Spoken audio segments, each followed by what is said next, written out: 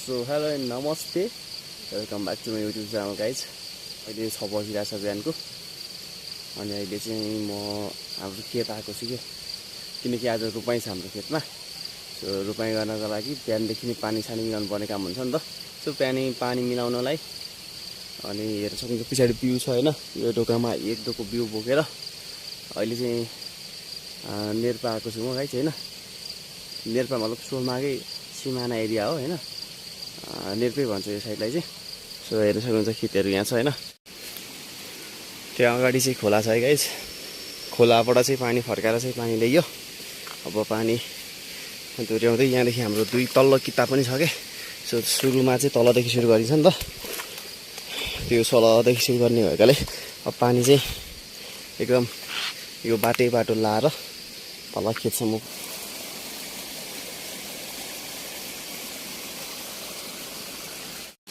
यो हाम्रो आज रोपाइँ हुने खेत चाहिँ जङ्गलको बिचमा रहेको छ। यतापट्टि एउटा खोला छ, छिपी खोला भन्छ होइन। सो यतापट्टि एउटा खोला छ, उद्रे खोला भन्छ यो चाहिँ। सो पहिला चाहिँ यो देखिरहेको जुन बाँझो जमिन छ नि, यो चाहिँ हाम्रो थियो, अहिले चाहिँ बाँझिएको छ। बाँझिएको भन्दा पनि त्यहाँ हामीले अलैँची हालेको छौँ होइन। सो यसपालिदेखि चाहिँ अलिकति खेती कम, तल्लो भेकमा अलिकति गरिएन नि त, तल्लो किता गरिएन।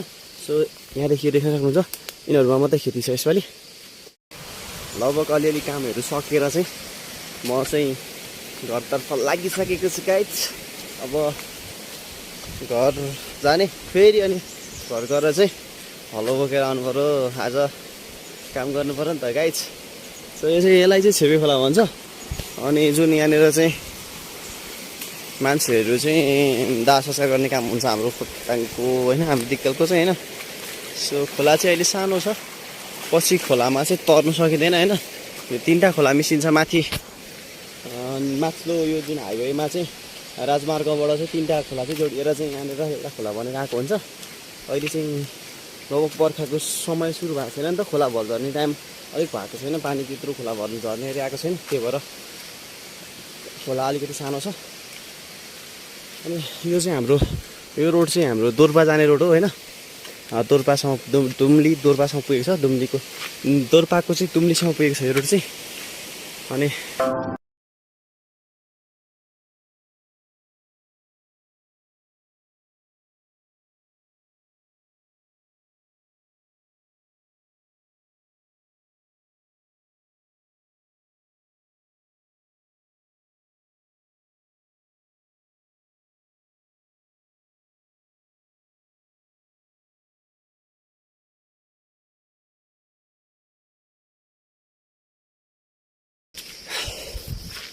अहिले चाहिँ लगभग 12:30 भएको छ, अलमोस्ट आधीभन्दा बढी सकिसक्यो हाम्रो रोपाइँ चाहिँ।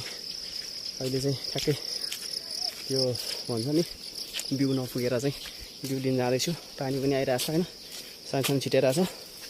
त्यो ज्याकेट लगी लगाएको थिएँ कि पानी पर्दाखेरि, त्यही भएर भिजिरहेको छ। अनि होइन रमाइलो त रमाइलो भइरहेछ, त्यो पानीले अलिकति डिस्टर्ब गरिरहेछ। अगाडि हेर्नु सक्नुहुन्छ है,